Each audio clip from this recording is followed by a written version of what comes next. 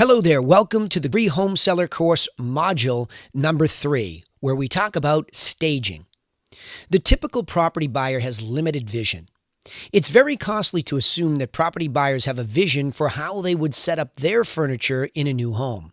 Often, once they decide that they love the location and layout of the home, they then begin to do another walkthrough trying to imagine how their oversized furniture will fit inside the spaces that suddenly seem inadequate. Or, conversely, they become overwhelmed by how much new space they'll have to fill with the furniture that they don't have and will now have to buy on top of paying for the house. Their vision becomes clouded and confused, and that's why staging spaces inside and outside clarifies what's possible. When a property is staged properly, it demonstrates more clearly to any buyer what's possible for their way of living. They begin to see themselves living in the home and being able to substitute their own furniture in place of yours. The dream of making it their own home starts becoming more of a reality as they continue to sell themselves on making an offer and getting more emotionally involved. So you must maximize open space and flow.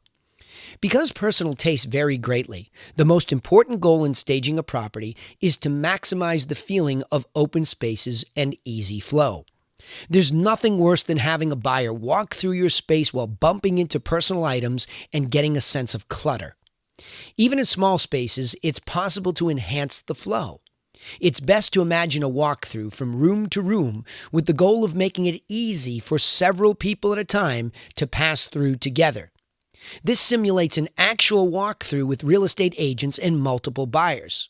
But that begs the question, is personal staging possible? Or do you have to have a professional stager? Well, it's always best to hire a professional staging company. It's still possible and important to stage your home by yourself. Start by thinking that less is more. Once you've made the decision to move, you'll have to start disconnecting yourself from the memories by beginning to remove items of personal attachment. Such items, while interesting to buyers who are naturally curious about other people's lives, are distractions that keep buyers from focusing on the benefits of the property and beginning to picture themselves in the home. The best approach is to think like a developer who builds a new construction property and neutralizes the palette for the next person's vision. So in conclusion, we realize that staging your property can be overwhelming. So please feel free to contact us to arrange for an in-home consultation on how to stage your property. Understanding how to stage your property will set up course module number 4, where you'll learn how to market your property in order to increase its value.